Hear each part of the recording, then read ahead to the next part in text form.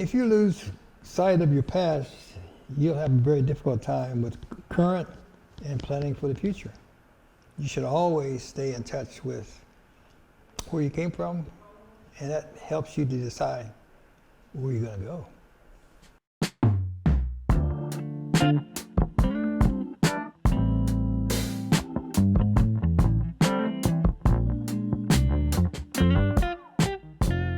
When I speak of driving park,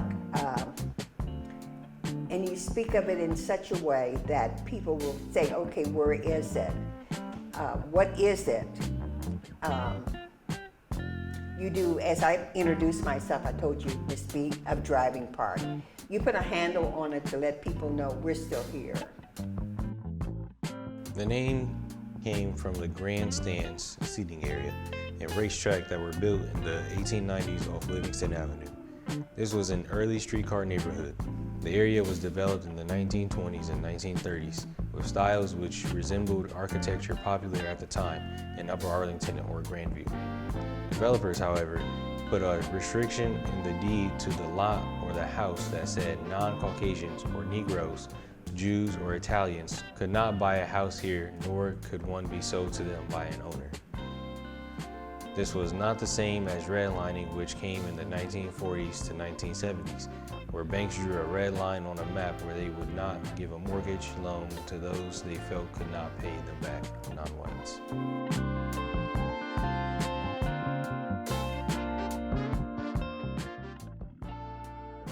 Rickenbacker was born here, I think, is the most important aspect of this house. It's a very modest house for kind of for working class people. It tells a story. There's a great story attached to it. This chapter, Ace of Aces, the story of Captain Eddie Rickenbacker. He was a Columbus-born son of Swiss immigrants who settled in Columbus in the late 19th century. His boyhood was rough. Once he wore 2 different shoes to school because the other pair had worn out. His father was tough on his children, though he loved them.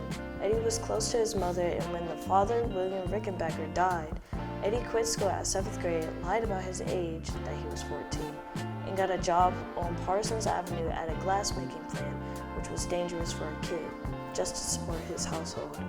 According to what he once talked about, after the Wright brothers flew their airplane in North Carolina, he was taken with the idea of flying and almost broke his neck when he tried to fly off a garage roof on a bicycle holding an umbrella. He received the Medal of Honor for shooting down 26 German planes in World War I over France, and 11 Medals of Honor from the French government for doing this, more than any other pilot, American, French, British, or German in the war. After the war, he founded Florida Airways, a small company, and later joined it with the larger one he created, Eastern Airlines.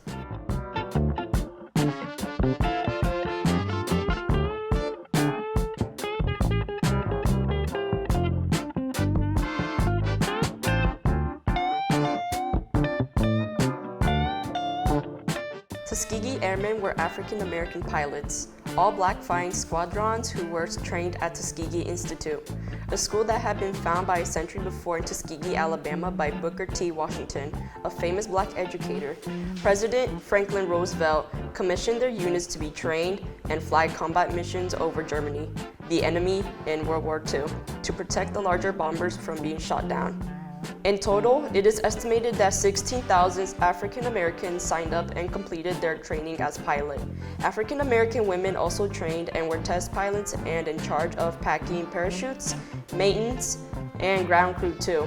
They, and all who trained at Tuskegee, are acknowledged to be called Tuskegee Airmen.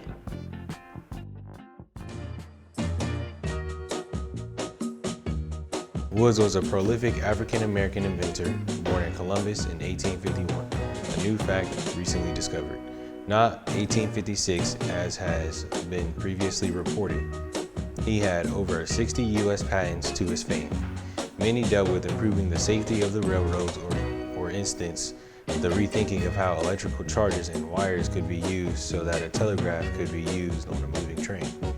He once won a legal suit over Thomas Edison for a right to a patent, but declined to join with Edison at his laboratory of inventors. Other new information has come to light about Woods' time in Columbus and where he lived and worked. He did receive some training, but was clearly a self-taught mechanical genius too, since it was thought he left Columbus when he was about 10, and we now discover he was a young man, 6 years older than once thought. He was not a child, and therefore he made his early start here and not in Cincinnati or New York as previously thought.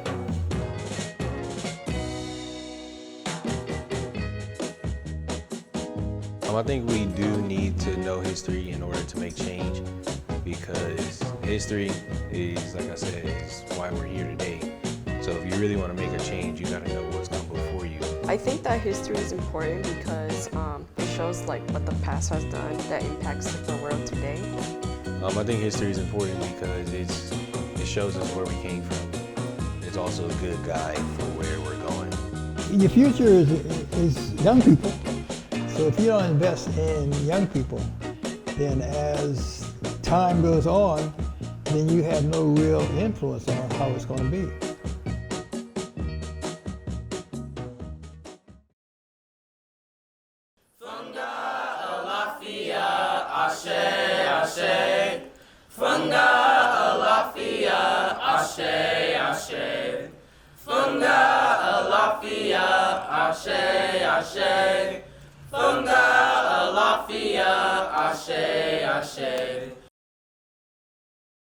I would say that the workforce is a collection of high school students here to better the community. I would say our workforce initiative really focused on history and architecture and museum building, so different artistic opportunities and different just experiences all around. I chose to join this program because it looked like it could be a really interesting opportunity. I'm a pretty big person on history, and I felt like the community could really use an uplifting organization. What drove me to apply for it was the fact that I'm leaving high school, and I was like, this could be like another way for me to open other doors for me after I leave. I can make connections with people, and something told me just to do this program. If I didn't do it, I wouldn't have had the connections I have now. A typical day of the program is everybody comes in at the time we're supposed to be there. We start by doing a journal entry, which would be related to the topic or topics that we touch on at the day. And then we get started on the different activities that the program organizer has laid out for that day. So we have a circle of chairs with our licensed professional at the forehead of one of the circle, and we all go in a circle talking about our week and how it went, if it's good or bad, some fun things that happened, some not so fun things that have happened.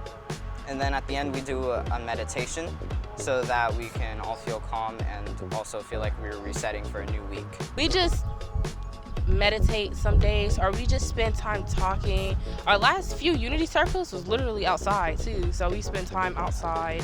I feel like the fact that we offer mental health help here is important because you don't see that being given to a lot of different programs. I feel like it's important for us to have a mental health professional is because some people at home or at school have people that they can't trust. So having someone else outside who they know is a licensed professional inside a place that's supposed to be safe for all of us makes it feel more secure. My main takeaway from the Unity Circle and mindfulness sessions have to be being comfortable with just speaking out when you're not doing okay, especially in your work environment. To City Hall. We didn't get to see them in session or anything, but we got a behind the scenes tour of how everything looked, how everything worked. We got to meet with one of the members. And then he also helped break down other laws or things that were going on across the city that we may not understand and our parents may not understand. The most important part was hearing that anybody at any time while the house is in session can go up there and present a problem. It kind of showed that there's a process, but they're still here for us. So the journalist panel just happened recently. There were 4 journalists from all currently active here in Columbus who came in, and we had a set of questions lined up for them. They gave us tips on how to ask questions, how to answer questions, the etiquette that you have on camera, the lighting, and different behind the scenes things that also we need to figure out. They were pretty cool, especially Miss King. She interested me because she was a writer, and she is a writer, and I was really intrigued and interested on like how she really put her emotion into her journalistic abilities. The neighborhood cleanup, we went out one Saturday morning, and it wasn't just us, but it was also a lot of different people in the city of Columbus. It was really just to help clean up the neighborhood, really, as it is in the name. There's a lot of trash, a lot of littering going on, and we realized that it needed to stop and it needed to change. The Idea Foundry is a place where different artists and creators can go to get their own business started up. They have office spaces, they have desks, they have woodwork, they have welding, t-shirt printing, designing, sewing. They have a lot of different creative factors that you can use to grow your own business, start your own business, or kind of just play around and have fun at. The t-shirt design sessions with the Columbus Fashion Alliance, we went in with already pre-drawn up designs based off of a few set of words that we were given to kind of help design the shirt. We went in there, we showed them the designs we had, we showed them the front, the back, or any secondary designs, and they went, the people at the Columbus Fashion Alliance, they went and kind of simplified our designs or made them something that you could see yourself wearing on a shirt. And then from there, we kind of just worked with them to just narrow down what we wanted, narrow down the options, and reach a common goal on the shirts. The favorite thing we've done in the program so far definitely has to be the garden. Like, I have so many favorite things, but definitely has to be the garden.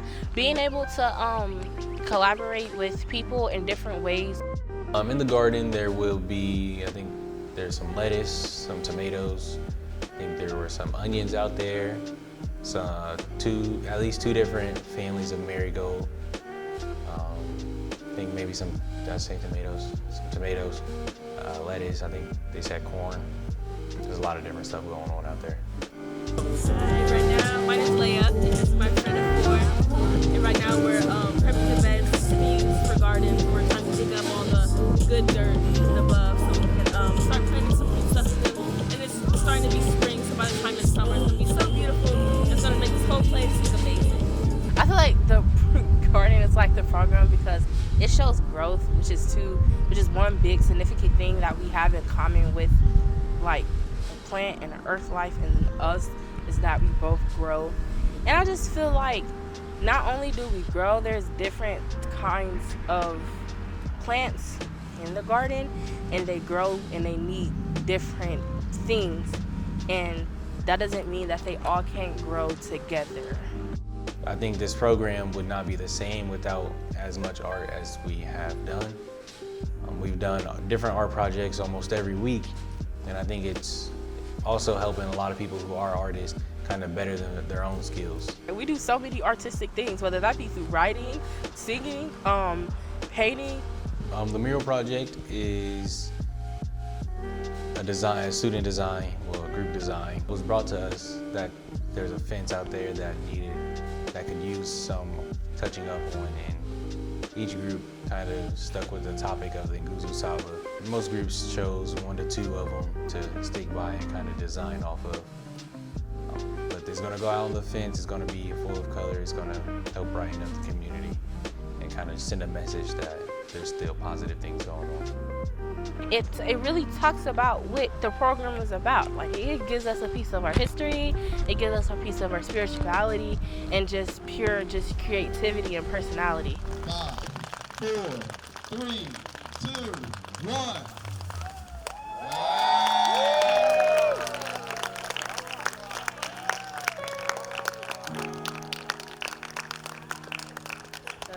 This program has to be like the best internship I've ever done, and I did a couple. It has to be like want to miss these groups of kids the most, because it was something really, really special about our program and the connections that was formed in this program. Like, I've never seen a program of kids bond this much. My main takeaway from this program is to just embrace other people. Like, please do so. Please embrace yourself and embrace other people in the process. And don't ever regret loving anyone or anything, because it really does take you a long way.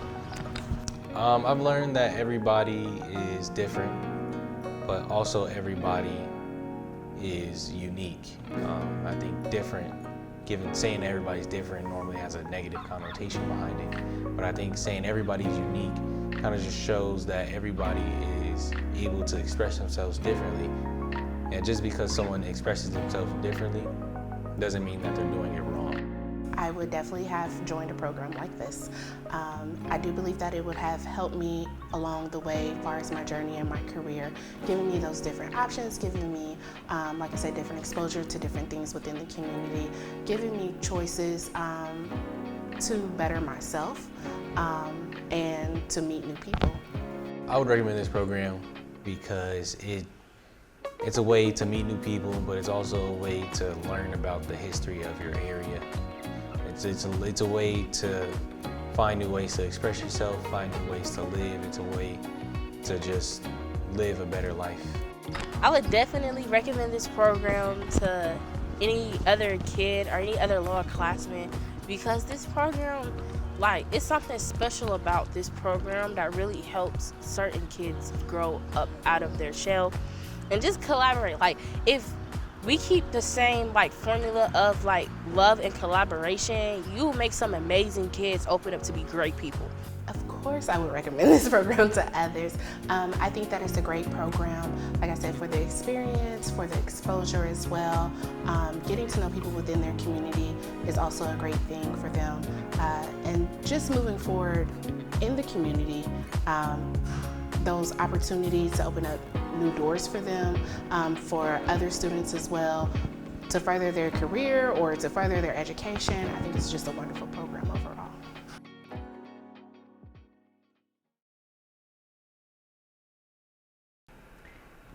I'm very proud of the fact that the Rickenbacker is bringing young teens into awareness of the world.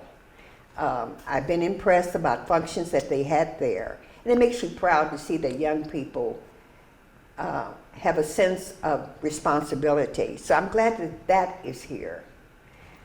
We have a wonderful library. The people that work here just about know all the residents, or call them by name. So you still have some sense of a neighborhood. There is something beautiful happening here.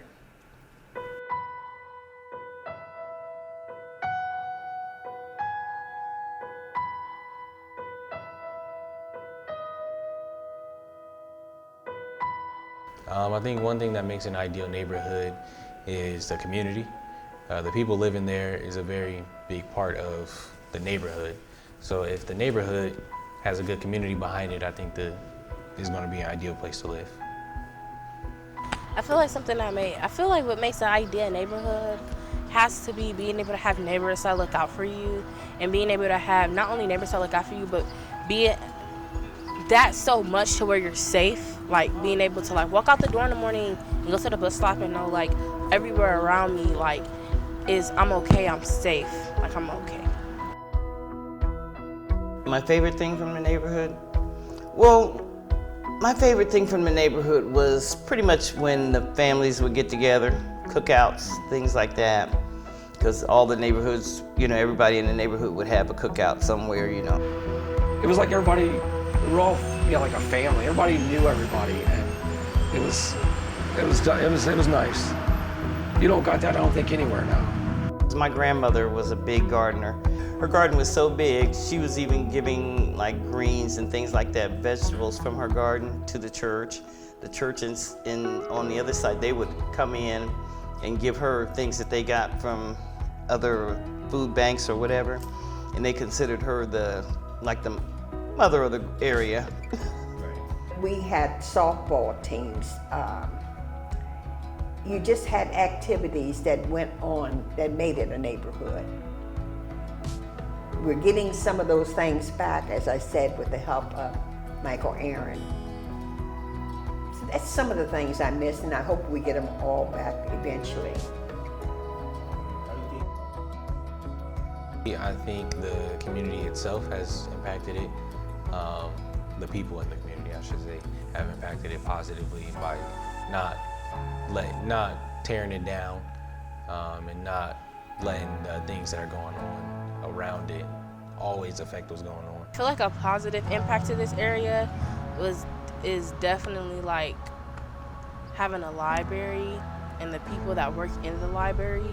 So when kids go after school, they can like be around people who wants to positively uplift them to do better in school and whatever else. The changes I would like to see is people to be more conscious of their yards and, you know, their houses and things like that, and the renters be a little bit better about their, you know, their property, and I'd like to see more retail. I feel like it can improve by opening more spaces up for the youth. Like, I feel like there's just different like spaces that isn't utilized that could be utilized, like maybe playgrounds, like parks, hangout spots. The activities at Driving Park Center, that would be good. You know, they have more activities up there, and a little more jobs for the kids.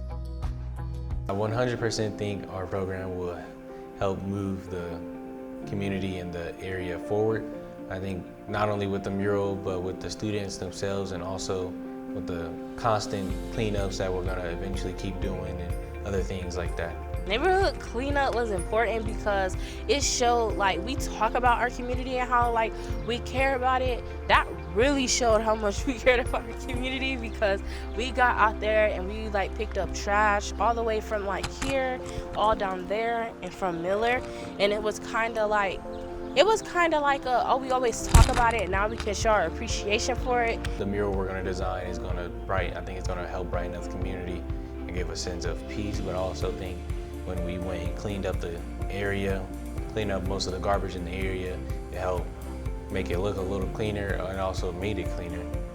And I also think it's gonna help the internship, the students in the internship, is gonna give them a sense of belonging, but it's also gonna show them how they can present themselves better to help spread that word and kind of help build up this next generation. These people are my future. These people are the people who will maybe keep me independent, that I can stay in my home, just by seeing them doing something. It's nice to see young people have programs. We're the next generation. We're gonna be the people who are gonna be running the world next, and it's important that we have our feet firm and we have our beliefs firm so that we can move forward and make things right in the world, make things so that the next generations after us don't have to struggle too much, if at all.